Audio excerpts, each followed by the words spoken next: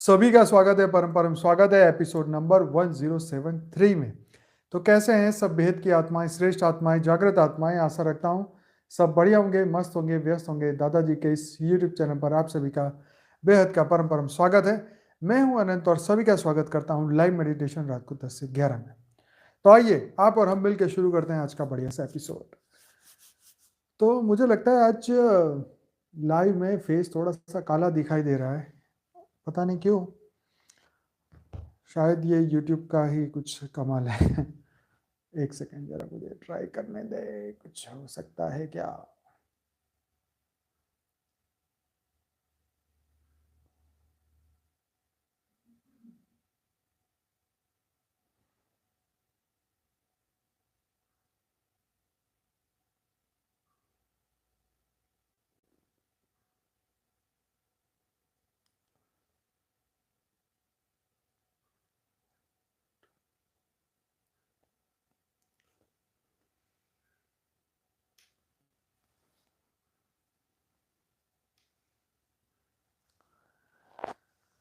तो चलिए शुरू करते हैं आज का बढ़िया सा एपिसोड। और आज हम बात करने वाले हैं, हाँ, बात करने वाले हैं एनलाइटमेंट की। जो बात कर रहे थे हम कल, वहीं से शुरुआत करने वाले हैं। और इससे पहले एक और बात बताना चाहूँगा कि आज साक्षी का जो एपिसोड था मॉर्निंग में 309, तो शास्त्रों में बताया गया था अविनाशी परमधाम के बारे में। तो जिन्होंने अविनाशी परम शांति के बारे में, तो अविनाशी परम शांति ये कभी किसी ने नहीं सुना और बात शास्त्रों में भी आई है।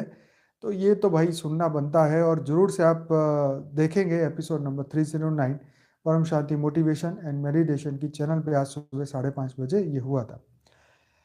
तो शास्त्रों में बताया अविनाशी परम शांति को प्राप्त करना ही समाधि अवस्था है, ऐसा योग वशिष्ठ में लिखा हुआ है। योग वशिष्ठ में अविनाशी परम शांति के बारे में बताया कि उसमें बहुत सुंदर सी बात कही है कि जो मन से रहित होकर परम शांति को प्राप्त हो चुके हैं, ऐसे कोई पुरुष को ऐसे कोई पुरुष तो व्यवहार में लगा रहता है और कोई ध्यान समाधि में तहलीन रहे। यदि उनके अंतःकरण में परम शांति रूप शीतलता है तो वो दोनों ही सुखी है, क्योंकि जो अंतःकरण की शीतलता है वह अनंत साधन रूप तपस्या का फल है। जो मन वासनाओं से रहित है उसे ही स्थिर कहा गया है, वही ध्यान समाधि है, वही अविनाशी परम शांति है। तो जरूर से कहूँगा डिटेल जानना है तो आज सुबह का एपिसोड देखिएगा, आपको काफ़ी बढ़िया समझ में आने वाला है। तो ये तो थी इसके बारे में जो साक्षी ने आज मॉर्निंग में मेडिटेशन किया उसके बारे में।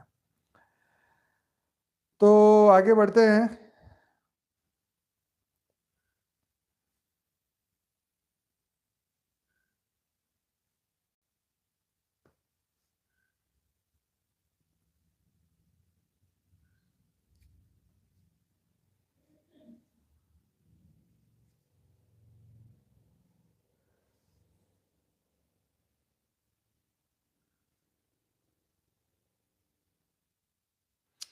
एक मस्त मुझे कोट भेजा था हमारे भाई ने कि भाई जो मैं है, ईगो, जिसको हम अहंकार भी कहते हैं शास्त्र की भाषा में, तुम्हारा सबसे बड़ा शत्रु स्वयं तुम्हारे भीतर मौजूद है, उसका नाम है मैं। बहुत अच्छी बात है। अंदर तक चलने वाली अंदर तक चलने वाली सांसें भी तुम्हारी अपनी नहीं है, तो फिर बाहर की दुखों को तुम क्यों क्यों अपना मान बैठे हो।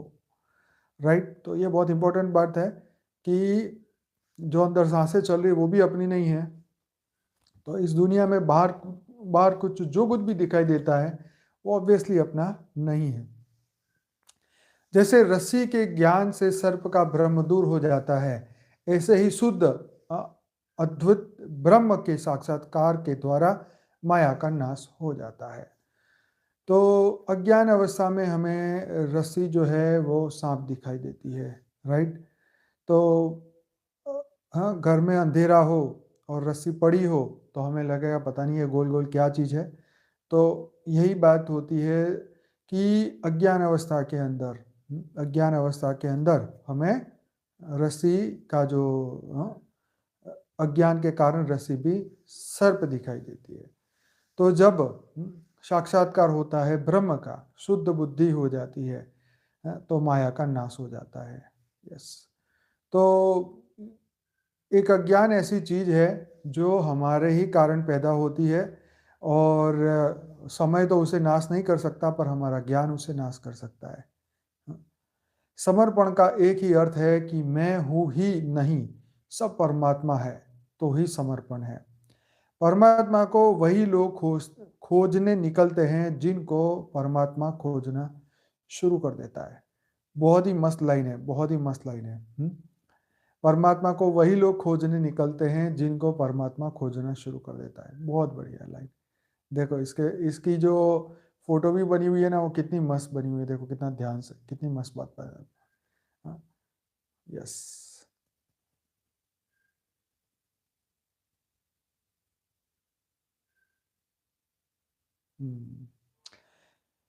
कोई एक बार किसी आत्मज्ञानी का संग कर ले, वह परमात्मा को प्राप्त करता ही है, इसमें कोई संदेह नहीं है। तो बात सही है भाई। साधारण प्रेम दीवाना बना देता है, तो परमात्मा के प्रेम की तो बात ही क्या है कहनी। ये बात भी बिल्कुल सही है। तो चलिए, ये था आज का कुछ हाइलाइट्स। अब हम बात करने वाले हैं आर्टिकल की, जहां कल रुके थे वहीं से बात करेंगे। और हम स्पिरिचुअल अवेकनिंग के ऊपर हम बात कर रहे थे कल, और कल का एपिसोड जिन्होंने नहीं देखा जरूर से देखिएगा। बहुत ही अच्छा था, मुझे भी काफ़ी अच्छा लगा, आपको भी अच्छा लगा होगा। तो आत्म जागृति की परिभाषा, संकेत और लक्षण के ऊपर हम बात कर रहे थे। हमने कुछ आध्यात्मिक जागृति से जो चेतना में बदलाव आते हैं उसके ऊपर भी बात किए थे। अब आध्यात्मिक जागृति की अवधि अलग अलग होती है, कई हफ्तों से लेकर वर्षों तक रह सकती है। आध्यात्मिक जागृति के लक्षणों में बढ़ी हुई अंतः ज्ञान, सहानुभूति और संवेदनशीलता, बढ़ी हुई रचनात्मकता और आत्म ईमानदारी की गहरी भावना शामिल है। तो भाई आध्यात्मिक जागृति के दौरान क्या होता है, वो कितने समय तक चलती है और कैसे महसूस करती है और कराती है। और हम ऐसी 24 आध्यात्मिक जागृति के संकेत और लक्षण के ऊपर भी बात करने वाले हैं कि जब आध्यात्मिक जागृतता, स्पिरिचुअल अवेकनिंग तुम्हारे भीतर होगी, तो तुम्हारे भीतर क्या क्या परिवर्तन और बदलाव खुद महसूस करोगे, देखोगे, और फिर लगेगा भैया कि अब तो जीवन बदल चुका है। तो पहले तो आध्यात्मिक जागृतता क्या है ये समझते हैं। आध्यात्मिक जागृति एक शब्द है जिसका उपयोग विभिन्न प्रकार के अनुभवों का वर्णन करने के लिए किया गया है। पूरे इतिहास में विभिन्न आध्यात्मिक मार्गों ने आध्यात्मिक जागृति का वर्णन करने के लिए विभिन्न शब्दों का उपयोग किया है, जिसमें आत्मज्ञान, मोक्ष, मुक्ति और आत्म प्राप्ति शामिल है। योग परंपरा में प्रक्रिया को कुंडलिनी जागरण, मोक्ष, समाधि शब्दों का उपयोग करके वर्णित किया गया है। हाँ, तो ये देखो, आपने अपने वेदों और शास्त्रों में बहुत सारी बातें सुनी होगी। तो कोई बोलता है कि भाई हम आत्म साक्षात्कार करा लेते हैं, कोई कहता है हम परमात्मा के साक्षात्कार करा लेता है, कोई कहता है कि हम सबने अपने अपने नाम लिया कि भाई हम तुम्हारी कुंडलिनी जागरण कर देंगे। कोई कहेगा भाई हम मोक्ष, कोई कहेगा समाधि, तो कोई कहेगा मुक्ति, कोई आत्मा प्राप्ति, आत्मज्ञान। तो ये सभी अलग अलग अलग अलग नाम है, राइट। तो आगे बढ़ते हैं। बौद्ध धर्म में निर्वाण शब्द का उपयोग किया जाता है, हालांकि शब्दावली भिन्न हो सकती है, मूल आध्यात्मिक अनुभव समान या बहुत समान रहता है। देखो, ये अनुभूति ऐसी है ना कि जितने मुंह इतनी बातें, जितने साधु संत को आप सुनोगे उनकी अपनी खुद की अनुभूति होगी, राइट। तो वो अनुभूति को उन्होंने एक नया नाम दे दिया, राइट। विपश्यना में जाएंगे तो वो कहेंगे जी आप इसको संवेदना समझे, मन में उठने वाले तरंगों को संवेदना समझे, उसको वो खत्म होती जाएगी, ये होती जाएगी, वो होती जाएगी। तो उनकी अपनी भाषा है, ये भाषा है। आप चाइनीज कल्चर में जाएंगे तो वहाँ पर भी कोई साधु संत टाइप की आत्माएं हुई है, तो उन्होंने अपनी भाषा में उसको अपने अपनी चीज़ें बताई है, राइट। तो वो उनकी भाषा है, वो उनके देवता हैं, उनकी मान्यता है, तो ये उनकी बात है। आध्यात्मिक जागृति चेतना में एक या एक से अधिक गहन बदलाव का अनुभव है, जो जीवन के रहस्य और सभी चीजों के अंतर संबंध की बेहतर समझ लाता है। ये रहस्यमय अनुभव बहुत भिन्न हो सकता है, लेकिन आमतौर पर इसमें शांति और आनंद की गहरी भावना, किसी के सच्चे स्व से गहरा संबंध और बड़े ब्रह्मांड में किसी के स्थान की समझ शामिल होती है। यह चेतना में एक बदलाव है, जिसमें एक व्यक्ति भौतिक शरीर और दिमाग के साथ पहचान करने से लेकर परमात्मा या ब्रह्मांड की एकता के साथ गहरे संबंध को पहचानने की ओर बढ़ता है। तो देखिए, ये एक जो अध्यात्म की जो शुरुआत होती है ना, एक कनेक्शन के साथ होती है। तो उसकी अंदर की जो बदलाव आती है, वो जैसे गीता में कहा ना, जिसको ध्याओगे उसे पाओगे। तो मनुष्य जो है वो अज्ञानता में कोई ना कोई ऐसी चीज़ों की पहले तो शुरू में क्या आकर्षण होता है कि भाई हमें कोई शक्ति मिल जाए, हमारी संकल्प शक्ति हो जाए पूरी, हम जो सोचे वो हो जाए, राइट। तो मैंने कई ऐसे लोग भी देखे कि कई लोग ऐसे कभी मेरी भैंस का वो क्या बोलते हैं, भैंस का बच्चा कब होने वाला ये भी बता देते, तो वो भी खुश हो जाते कि अरे देखा, मैंने जो कहा था वो हो गया। तो ये एक ईगो सेटिस्फेक्शन है कि देखा, मैंने कहा था ना ये होने वाला है, इसके 6 महीने बाद शादी हो जाएगी, मैंने कहा था ना ये होने वाला है, तो मैंने ये कहा था, मैंने ये कहा था, मैंने ये कहा था, देखो पूरा हो गया। तो हम उसे सक्सेस समझते हैं कि देखो मैंने ये सोचा वो हो गया। यस। तो किसी का काम बन गया, मैंने कहा था ना कि इसका इस महीने हो जाएगा काम, इस महीने हो जाएगा। तो ये छोटी छोटी हम जब ज्ञान मार्ग में चलते हैं तो पहले हम इसको सफलता मानते हैं कि जो मैं सोचूं वो हो जाए, तो मैं आध्यात्मिक हूँ, राइट, तो मैं धार्मिक हूँ, तो मैं पावरफुल आत्मा हूँ। ऐसा शुरू शुरू में लोग मानते हैं। फिर जब हमें समझ में आता है कि यार ये तो फालतू की चीज़ है, ये चीज़ का अध्यात्म से कोई लेना देना नहीं है, राइट। ये चीज़ से कोई फायदा नहीं होने वाला कि मैंने ये बोला और उसका ये हो गया तो बहुत बड़ी बात है।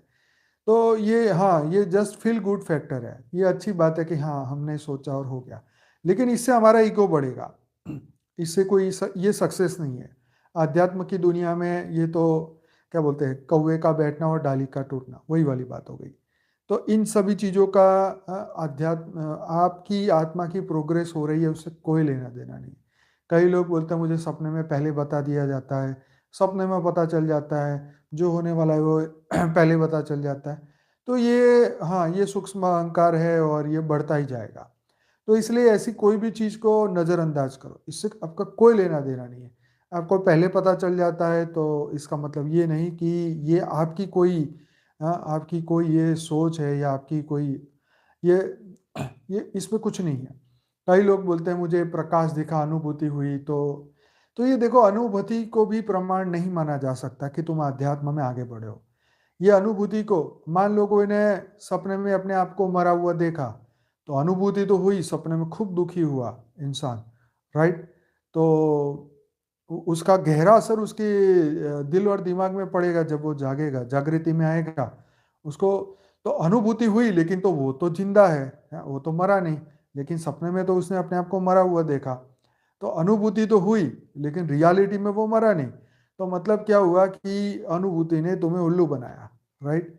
तो तुम्हारा एक भाव था, ये एक ऐसी चीज अर्ध जागृत मन ने पैदा कर ली जो तुम्हारे भीतर चल रही थी। तो इससे ये मत सोचो कि मैंने प्रकाश देख लिया, उजाला देख लिया तो मैं बहुत पावरफुल है, मेरा बहुत अच्छा योग लग रहा है। इससे इसका कोई लेना देना नहीं। ऐसी अनुभूतियां आज होगी तो आज तो तुम खुश हो, लेकिन कल को नहीं होगी तो फिर तुम दुखी हो जाओगे। अरे मेरे को तो वो अच्छी अनुभूति हो रही थी, अब नहीं हो रही, मेरा योग नहीं लग रहा, मेरा ध्यान नहीं लग रहा। ये सब कुछ आपके मन के ऊपर डिपेंड है। तो मन को तुम जीत लोगे ना, तो ये अच्छी बुरी, प्रकाश दिखना, अंधेरा दिखना, उजाला दिखना, बुरे सपने आना या अच्छी चीजें देखना, स्वर्ग देखना या नर्क नर्क देखना, अच्छे लोग मिलना, बुरे लोग मिलना, इन सबसे तुम ऊपर उठ जाओगे। ठीक है, यहीं पर भावातीत की स्थिति शुरू होती है।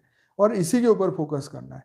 ये चीज़ें, ये अनुभूतियों को प्रमाण मत समझो कि मैं आध्यात्मिक हो गया हूँ या मेरे अंदर परिवर्तन आ गया है, या मुझे ऐसा दिखाई देता है, मैं जब बैठता हूँ मेरा योग लग जाता है। तो लगता है तब तक तो बहुत अच्छा है, ये सहायक हो सकती है, ठीक है। ये अनुभूतियाँ, ये जो चीज़ें भी आपको हो रही है आपको आगे बढ़ाने में, ये सहायक है।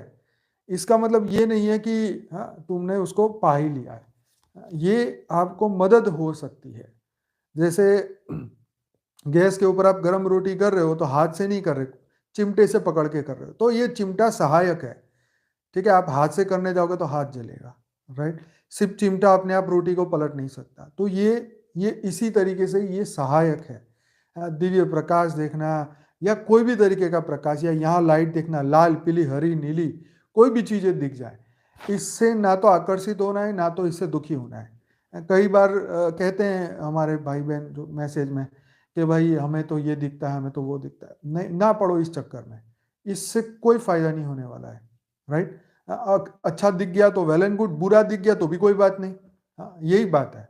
देखो, सपने में मुझे अभी भी सपनों में अच्छी चीज भी दिख जाती है, बुरी चीज भी दिख जाती है। मैं तो सिंपली उसे इग्नोर करता हूँ।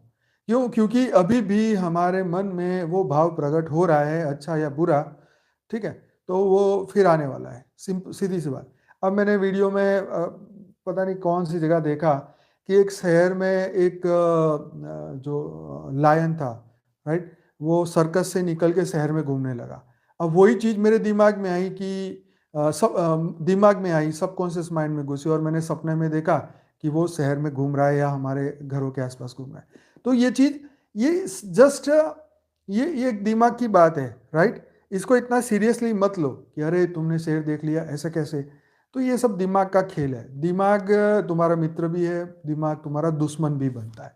दिमाग खुद का फ्री विल नहीं है, राइट। पर दिमाग में देखो, दिमाग एनर्जी ले रहा है, मतलब मन की एनर्जी ले रहा है। तो आत्मा की एनर्जी मन में जा रही है, पर वो हमारे विपरीत भी काम करता है और हमारे साथ भी काम करता है।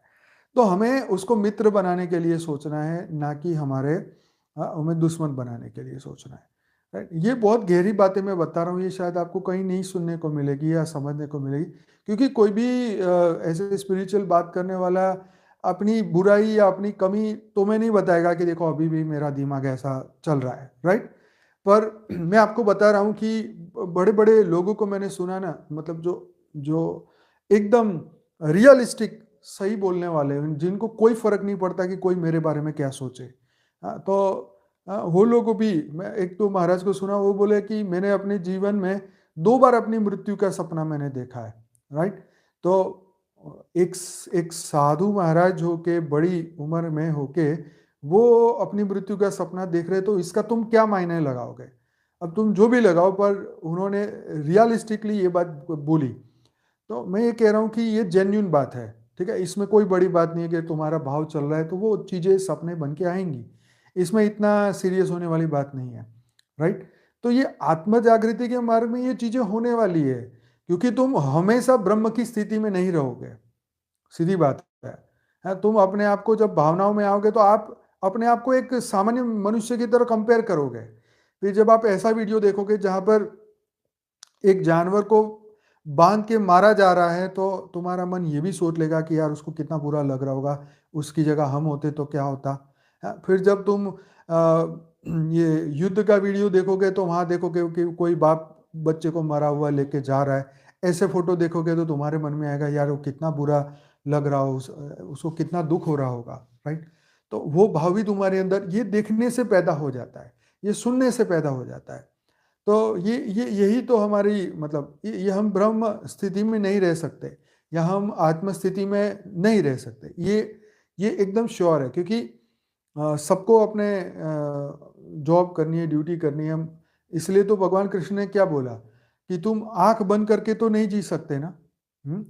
तुम आंख, फिर भी आंख को तो तुम बंद कर सकते हो, लेकिन कान को तो तुम बंद नहीं कर सकते, तुम विवश हो, राइट। तो यस, ये एंडलेस पॉसिबिलिटी है कि तुम्हारे साथ कभी भी कुछ भी हो सकता है, अच्छी बुरी, आत्म साक्षात्कार हो जाए, आत्म जागृति हो जाए, मन में ऐसा भाव पैदा हो जाए, मन में ऐसी चीज़ें आ जाए कि यार मैं अभी जो है वो मैं परम शांति को इसमें जुड़ जाऊं, कभी ऐसा लगेगा परम शांति को छोड़ दूं। ये सभी ये मिक्स भाव है, आएंगे जाएंगे। आपको ऑब्जर्वेशन करना है, राइट। एक ही बात, आध्यात्म के मार्ग में चलने के लिए एक ही सबसे बड़ी बात है, ऑब्जर्वेशन। जो भाव आया, बुरा भाव आया तो बोल दो मैं वो नहीं हूं, राइट। कोई दुखी हो रहा है, तुम्हारे मन में ये भाव आ गया कि वो कितना दुखी हो रहा है, तो अगर मन ये सोचने लग जाता है कि ये अगर मेरे साथ हो जाए तो तुरंत ही बोल दो मैं ये नहीं हूं, मैं होने वाला व्यक्ति नहीं हूं, मैं फंसने वाला जीव नहीं हूं, मैं ये नहीं हूं, मैं वो नहीं हूं। जो भी कुछ भी दिमाग शैतानी करे, तुरंत ये बोल दो कि मैं ये नहीं हूं, मेरा ये पार्ट नहीं है, मैं धरती लोक का नहीं हूं। सीधी सी बात।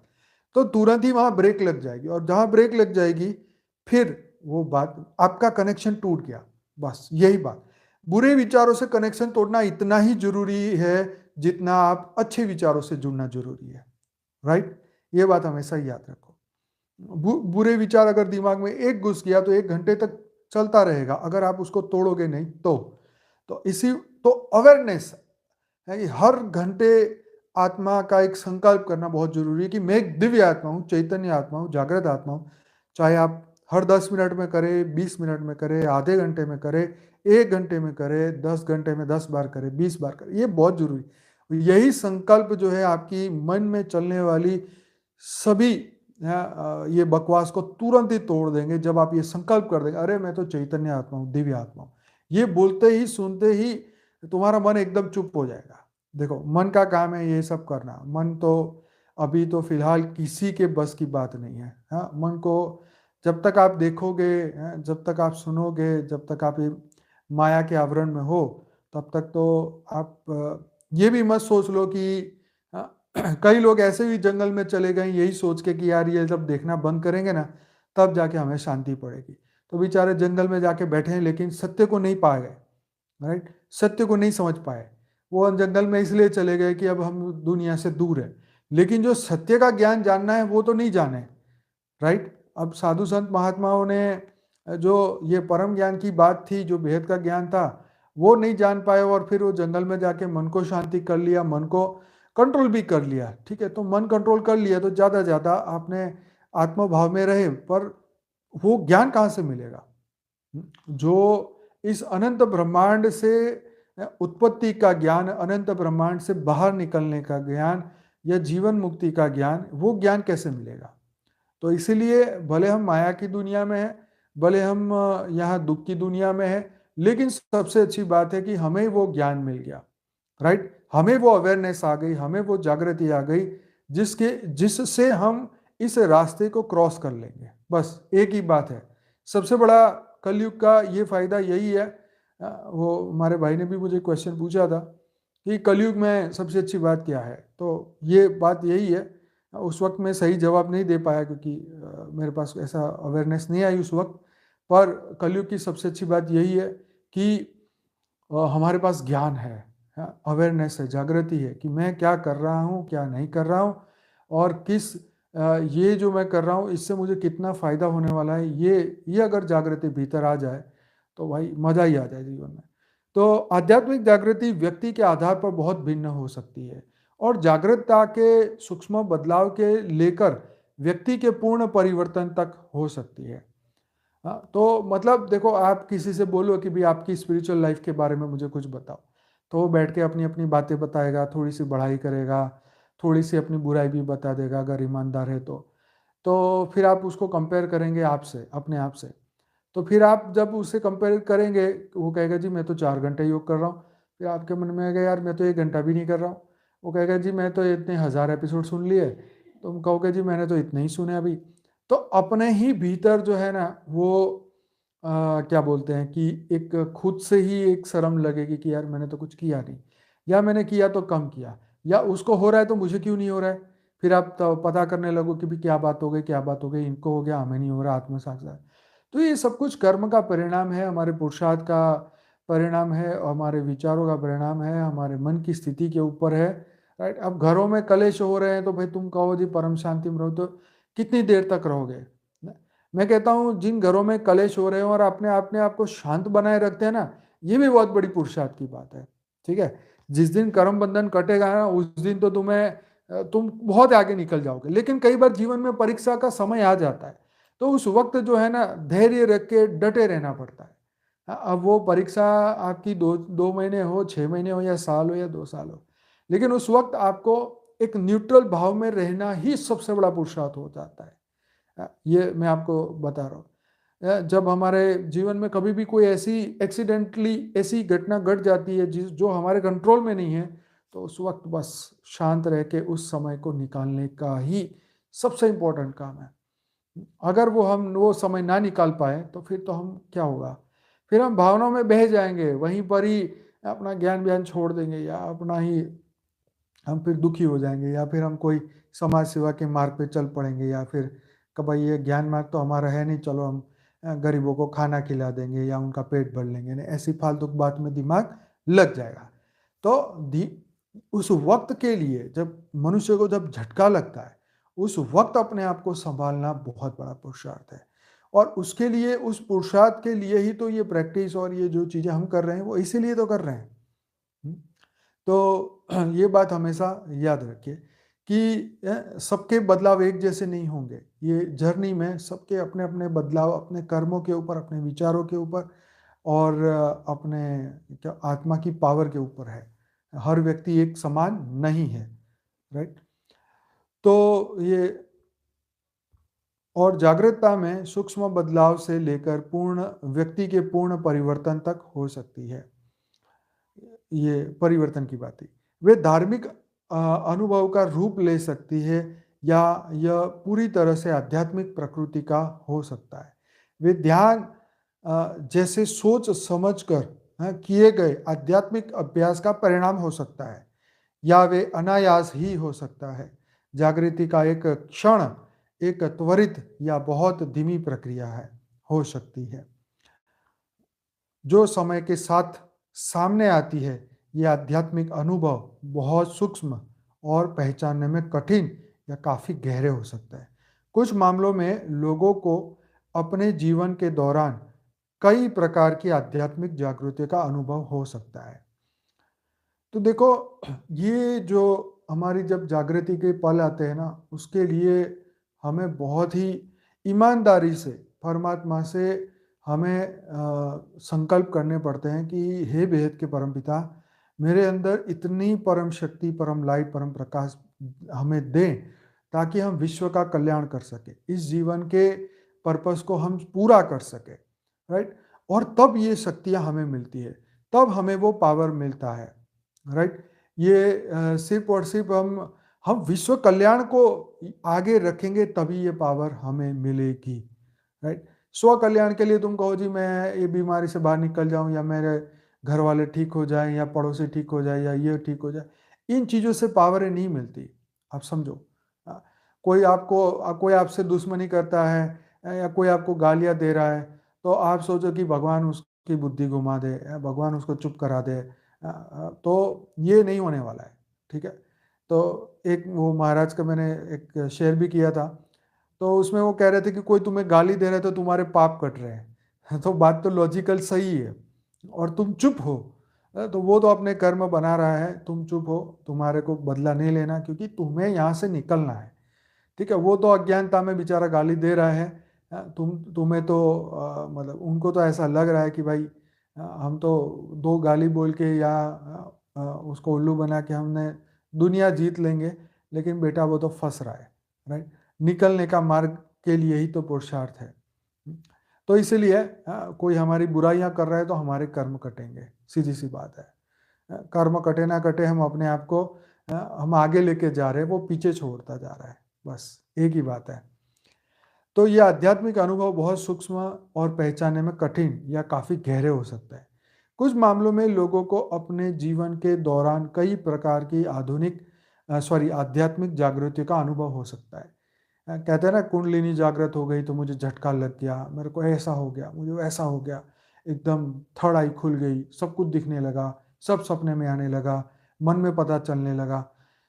ये चीज़ें आपके साथ होगी तो इससे ना तो खुश होना है ना ही दुखी होना है, राइट। मेरे जीवन में तो मुझे कभी ऐसा कोई सपना नहीं आया कि भाई कल ये घटना होने वाली थी, मुझे पता सपना दिख गया और मेरा हो गया। और मैं मानता भी नहीं हूँ, क्योंकि इससे हमारा कर्म चक्र खराब हो रहा है। अगर मान लो कि कोई आपको सपने दिखा रहा है और फिर वही चीज़ें हो रही है, इसका मतलब आपके ऊपर किसी का इन्फ्लुएंस है, ठीक है। आपके ऊपर ऊपर से आ, आपके ऊपर से कोई कंट्रोल कर रहा है, आपको वो दिखा रहा है, आपको बता रहा है कि आपको यही करना है, राइट। मैं नाम नहीं दूंगा, पर एक बहुत चैनलिंग करने वाले व्यक्ति ने मुझे बताया था कि उनकी शादी होने वाली थी, उससे पहले उनको कागज में बता दिया गया था लिख के कि तुम्हारी शादी इस फलाने व्यक्ति से होने वाली है। और जब उनका डिवोर्स होने वाला था उसी व्यक्ति से, तो भी बता दिया गया था कि अब तुम्हारा डिवोर्स होने वाला है। मतलब वो चैनलिंग में भी उनका कर्म को नहीं बदला गया। आप समझो। हाँ? और ये भी मैं बता दूं कि वो साईं बाबा की चैनलिंग की बात थी। हाँ? तो वो कर्म नहीं बदले गए उनके, कोई बदल ही नहीं सकता है। बता दिया गया, लेकिन तुम्हें क्या फायदा हो, इससे शादी होने वाली तो ठीक है। हाँ, तुम्हारा उससे डिवोर्स होने वाला है, तुम्हें बता दिया गया, पर इससे क्या होगा। हाँ, कर्म तो वही के वही रहे ना, भुगतना तो पड़ा है। हाँ, तो कर्म तो नहीं बदला जा सकता। यस, एकदम सीधी बात है। तो ये चीजें ऊपर से सूक्ष्म जगत वाले तय करते हैं कि तू इससे शादी कर, तुम्हें दिमाग में डाल दिया गया, ठीक है। और फिर सूक्ष्म जगत नहीं बोला कि तब तू निकल यहाँ से, अब तू डिवोर्स कर।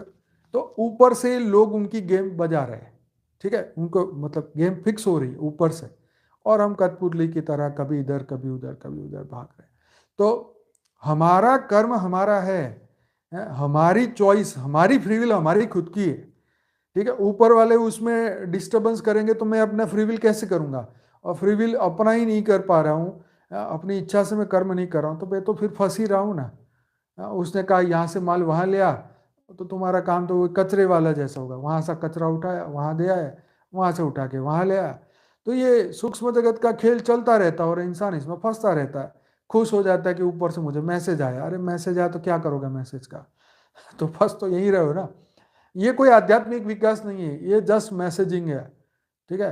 अचानक तुम्हारे को कोई ईमेल आ जाए अनजान व्यक्ति से कि भाई कल तुम्हारे को ये करना है ये करना है, वो बिग बॉस जैसा गेम, जिसमें एक घर में तुम अपना काम धंधा छोड़ के विले होके वहीं बैठ गए हो, ऊपर से बिग बॉस कहेगा आज की सब्जी ये बनाएगा, आज ये गेम खेली जाएगी, आज ये तुम्हारे को ये करना है, फलाना ने ये पोछा मारेगा, वो कपड़े धोएगा, ये बर्तन मांजेगा, और फिर आपस में सब लड़ेंगे। ये लीडर बनेगा, ये उसका बाकी सबको मदद करनी होगी। तो ये बिग बॉस वाली बातें हो रही हैं। पैसे कमाने के लिए इंसान वहाँ पे वहाँ जाके अपना फंस जाता है।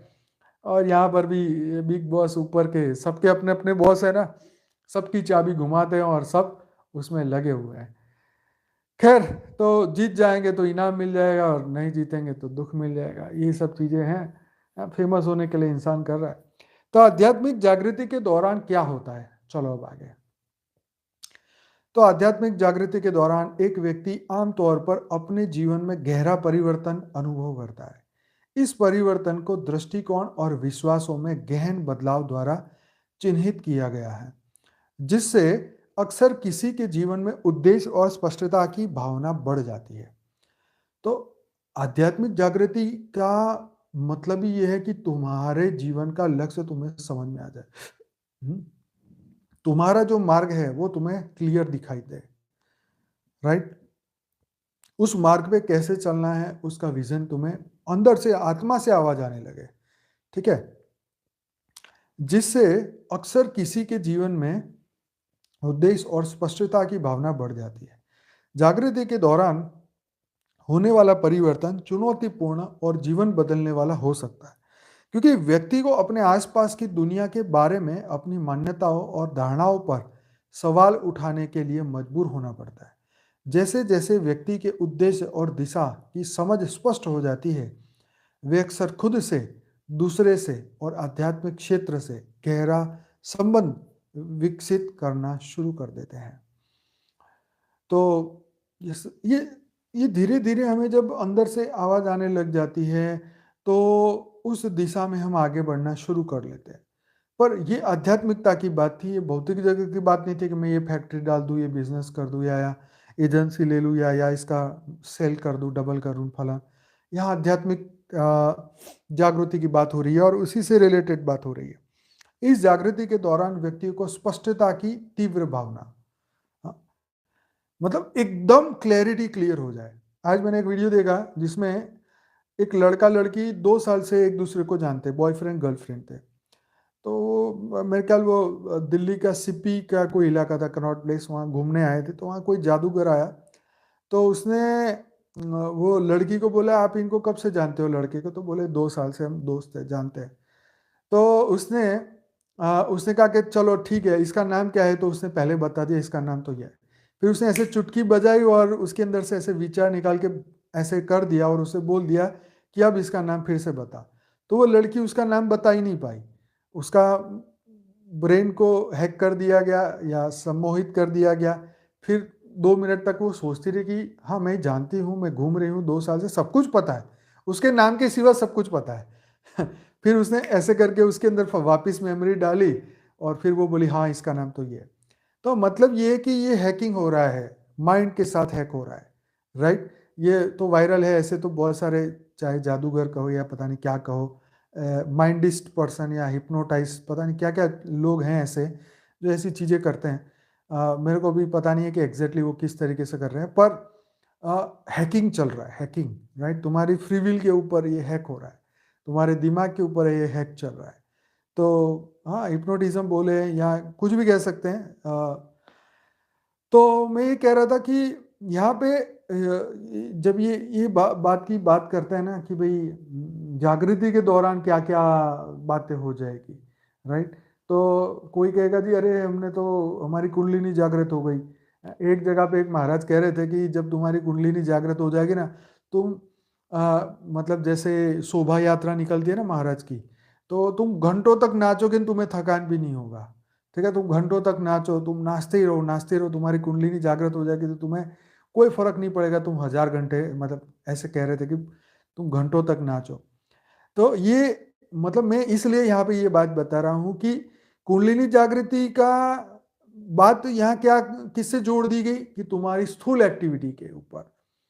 हाँ, तो हमारे गुजरात में भी जब गरबा होता है तो लगातार 2 घंटे 3 घंटे आत्मा प्रवेश कर जाती है, तो वो नाचती रहती, मतलब गरबा करते रहते हैं, सिर में वो उठा के बड़ी बड़ी आरतियां उठा के करते हैं।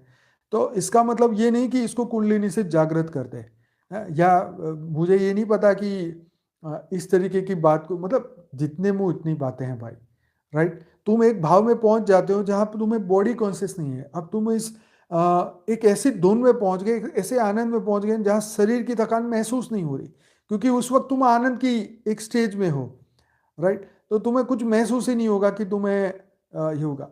अभी एक बहन से हमारी बात हुई थी उस वक्त, तो हाँ उन्होंने क्या बोला था, मैं स्पष्ट बताऊँ कि उन्होंने जैसे वो मुंह में यहाँ से ना गले में गाल में से एक वो डंडी इधर से डालते हैं और इधर से निकालते हैं, आपने ये बहुत जगह पे देखा। तो उन्होंने कहा कि हाँ ये मैंने किया हुआ है, मैंने जो कोयले हैं जलते हुए कोयले पे भी मैं चली हूँ। तो मैंने कहा जब ये ऐसे करते हैं तो कुछ होता है, तो कहता नहीं ऐसा नहीं होता है। तो फिर मैंने कहा ये चीज़ें कैसे होती है, तो उन्होंने कहा कि उसके लिए कुछ ऐसी साधनाएं, मतलब पूजा वगैरह जो करते हैं ना, उनको कुछ नहीं होता है, खून भी नहीं निकलता है। हमें तो छोटा सा भी ये दाना भी फूट जाता है तो खून निकलता है। तो ये इतनी बड़ी चीज़ यहाँ से डालते हैं और यहाँ से निकालते हैं। होगा कुछ ऐसी कोई दवाई वगैरह लगाते होंगे या ऐसी कुछ भाव में पहुंच जाता है, ट्रांस में पहुंच जाता है इंसान, तो डेफिनेटली ये सब पॉसिबल है। तो मैं इसको आध्यात्मिकता की बात है इसलिए ये सब बातें ले रहा हूँ। आप सोचोगे भाई पता नहीं कहाँ से बातें ले आता है, पर ये जब यहाँ पे ये जब बात आती है कि आध्यात्मिक जागृति है, तो हम इससे इसको नहीं जोड़े, क्योंकि इसका इससे कोई मतलब ही नहीं है, राइट। इससे कोई ना तो ब्रह्म ज्ञान होने वाला है ना तो आत्मज्ञान होने वाला है। तो ये तो सिर्फ एक सिद्धि का प्रदर्शन है, नथिंग एल्स, राइट। तो हाँ, ये रिलीजियस सर्कस है, यस। ये और ये सिर्फ ऐसा नहीं है कि तुम सनातनी हो तो तुम्हारे सनातन धर्म में हो रहा है, हिंदुइज्म में हो रहा है, नहीं। ये चीज तो चाइनीज में भी मैंने देखा है। डिस्कवरी चैनल में सभी धर्मों के सभी, क्योंकि ये तो आत्माओं की दुनिया, बापूजी पहले ही बोल चुके हैं कि स्थूल दुनिया को चलाने वाली सूक्ष्म जगत है। तो सूक्ष्म दुनिया जहां पर भी मौजूद है वहां ऐसे छोटे मोटे नाटक तो हर जगह ही होते ही रहते हैं, राइट। तो ये पूरी दुनिया के हर कल्चर में होता है। इसलिए यहाँ पे हम एक एक चीज को हम दोष दे ऐसा नहीं है, तो हर जगह हो रहा है और इसको कोई मना भी नहीं कर सकता है। जिसको वुडू भी बोल दो, अफ्रीका में वो क्या बोलते हैं, खिलौना ले आते हैं, उसको यहाँ चुभाते हैं तो वो बंदे को वहाँ चुभता है, ये चीजें भी होती है। ये सब भूत प्रेतों का काम है, बापू जी बहुत अच्छी तरह समझाए हैं। तो यहीं पर रुकना पड़ेगा आज का समय। चलो एक पैराग्राफ ले लेते हैं। तो इस जागृति के दौरान व्यक्ति को स्पष्टता की तीव्र भावना, उनकी आध्यात्मिक जागृतता का उद्घाटन और ब्रह्मांड और सभी जीवित चीजों के साथ एक नया संबंध महसूस हो सकता है। इस बदलाव के परिणाम रूप व्यक्ति अपने मूल आध्यात्मिक मूल्यों और विश्वासों को पहचानना और उन पर ध्यान केंद्रित करना शुरू कर सकता है। उनमें दूसरों के प्रति सहानुभूति और करुणा की गहरी भावना विकसित हो सकती है। वे अपने विचारों और कार्यों के प्रति अधिक जागरूकता हो सकते हैं। मैंने एक बंदा देखा था, बंदा क्या, वो काफ़ी उम्र लायक एजेड पर्सन थे। तो वो कहता है कि मेरा 30,000 का पेंशन आता है, मेरा खर्चा 10,000 में ही चल जाता है, तो मैं 20,000 और अच्छे काम के लिए लगाता हूँ, बच्चों के पढ़ाई के लिए या उनके विकास के लिए लगाता हूँ। तो ये एक जागृति है कि भाई मेरे को अब क्या करना है, मैं अपने अच्छे कर्म करूँ, मैं इकट्ठा करके क्या करूँगा बुढ़ापे में से इकट्ठा करके मेरे को ऊपर तो ले जाना नहीं। तो वो ये सोचता है कि क्यों ना मैं इसका सही दिशा में उपयोग करूँ। तो यहाँ पर ये बात आई कि उनके भीतर ये चीज़, ये उसको ये विश्वास हो जाता है कि ये मैं कर सकता हूँ और मुझे ये करना चाहिए आत्मा की जागृति के लिए, मतलब अच्छे कर्म के लिए, दुनिया में अच्छी पहचान बनाने के लिए, अच्छा कार्य करने के लिए। तो उनमें दूसरों के प्रति सहानुभूति और करुणा की गहरी भावना विकसित हो सकती है। कब? जब इस मार्ग में वो धीरे धीरे आगे बढ़ता है, तब वे अपने विचारों और कार्यों के प्रति अधिक जागृत हो जाता है और यहाँ तक कि ईश्वर से अधिक जुड़ाव महसूस कर सकता है। मतलब बार बार अंतःकरण से बस परमात्मा का ही नाम याद आए, खाते पीते हरते फरते बस मेरे परमात्मा, मेरे परमात्मा, मेरे बेहद के पाप, मेरे बेहद के दादा। इस तरीके का भाव तुम्हारे भीतर जागृत हो सकता है। चाहे आप जिस इष्ट को मानो उसका नाम आप देने शुरू हो जाएगा आपके अंदर, और यहाँ तक कि ईश्वर से अधिक जुड़ाव महसूस कर सकते हैं। जागृत लोग परमात्मा के साथ अपने संबंध को पोषित और गहरा करने के लिए ध्यान, प्रार्थना और योग जैसी आध्यात्मिक प्रथाओं का पता लगाना शुरू कर सकते हैं। तो भाई जब ये जागृति आने का समय आ जाता है तो हम अलग अलग चीज़ों में इंटरेस्ट लेने लगते हैं, प्रार्थनाओं में, सत्संगों में और योग में, ध्यान में, ये चीज़ों में, सेवाओं में, और फिर हमारी धीरे धीरे उन्हीं के कर्म के फल के अनुसार ये जागृति आती है। एक जगह मैंने महाराज का एक सुना, तो वो कह रहे कि भाई तुम्हारे दिमाग में अगर बुद्धि नहीं है, तुम्हारी चलती नहीं है दिमाग, ज्ञान समझ में नहीं आता, तो बस तुम जाके सेवा करो। सेवा, बहुत अच्छी बात बोली, मुझे बहुत अच्छी लगी कि अगर हमारा ध्यान नहीं लगता, योग नहीं लगता, तो भाई तुम जाके सेवा करो। आश्रम में जाके झाड़ू पोछा मारो, बर्तन करो, कुछ भी सेवा तुम्हारे सामने आए तो वो करो, तो सेवा से भाग्य बनता है। बापूजी भी हमेशा बोलते हैं। तो इसी के साथ आज का ये एपिसोड खत्म करते हैं और कल हम बात करेंगे कि आध्यात्मिक जागृति कितने समय तक चलती है। ठीक है जी। तो आप सभी का बहुत बहुत धन्यवाद, दिल से धन्यवाद। आज यहीं समाप्त करते हैं और बहुत बहुत धन्यवाद आप सभी लोगों का। ठीक है जी। तो अब हम करेंगे बेहद का योग और कल हमारी होगी नहीं मुलाकात, होगी हमारी मुलाकात सोमवार को रात को 10 बजे। लेकिन मैं एक पॉडकास्ट बहुत बढ़िया जो है नूर जहां का पॉडकास्ट कल शेड्यूल करने वाला हूँ। बांग्लादेश से आई थी नूर जहां, और जो छोटी लड़की थी बापूजी ने उसके बारे में बताया भी था।